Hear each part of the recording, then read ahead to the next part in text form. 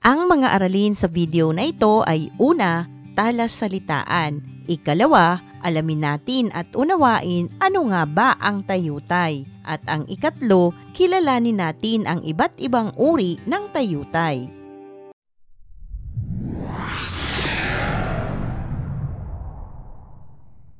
Dumako na tayo sa ating talasalitaan. Alamin natin at unawain ang kahulugan ng mga piling salita na ginamit sa teksto. Unang bilang, pahayag, sinabi, paliwanag, salaysay. Ikalawa, palamuti, disenyo o ikinakabit upang maging maganda ang isang bagay. Ikatlo, tuwiran, pahayag o mensaheng direkta at malinaw, walang paligoy-ligoy. Ikaapat, tiyak, sigurado, walang alinlangan. Ikalima, bagsik, matapang o walang kinatatakutan. Ikaanim, kaigtingan, tensyon o tindi. Ikapito, unos, tumutukoy sa mga kalamidad at mga masasamang pangyayari. Ikawalo, hagulgol, pag-iyak ng malakas.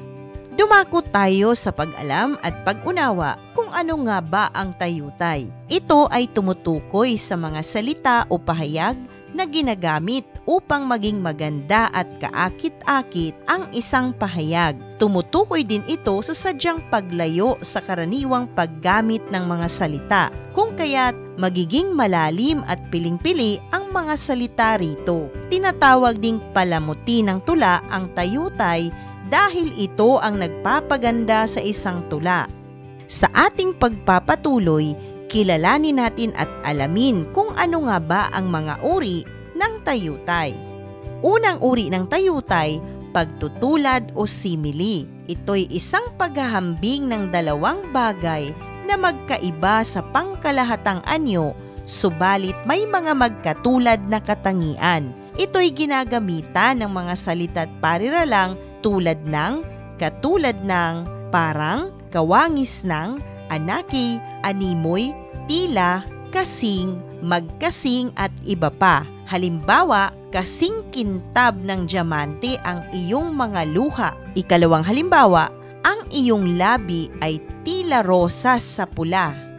Ikalawang uri, pagwawangis o metapora. Ito ay tiyakang naghahambing ng dalawang bagay, ngunit tuwiran ang ginagawang paghahambing. Hindi na ito ginagamitan ng mga salitang tulad ng ginagamit sa simili. Halimbawa, leon sa bagsik ang ama ni David. Ang mga nangangalaga ng kalikasan ay mga anghel ng kagubatan.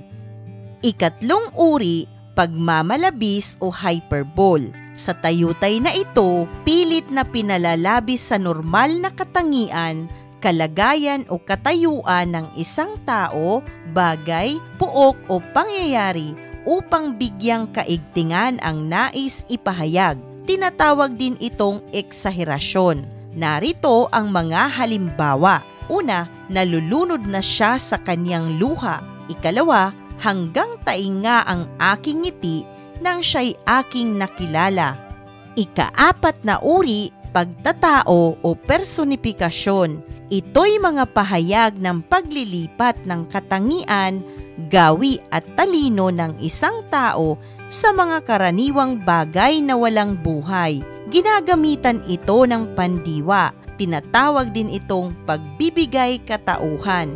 Halimbawa, una, ang buwan ay nagmamagandang gabi sa lahat. Ikalawa, matindi ang unos sa paghagulgol ng langit. Ikalimang uri, pagtawag o apostrophe. Ito ay isang panawagan o pakiusap ng may masidhing damdamin sa isang bagay na tila ito ay isang tao o kaya't tao na animoy kaharap ang kausap. Halimbawa, una, o tukso, layuan mo ako.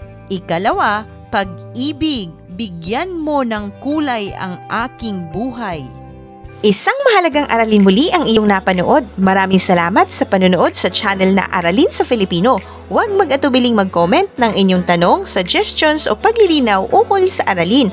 Munting kahilingan sa iyong kaibigan, paki-like, share and subscribe para updated ka sa mga susunod pang bagong video ng Aralin mo sa Filipino.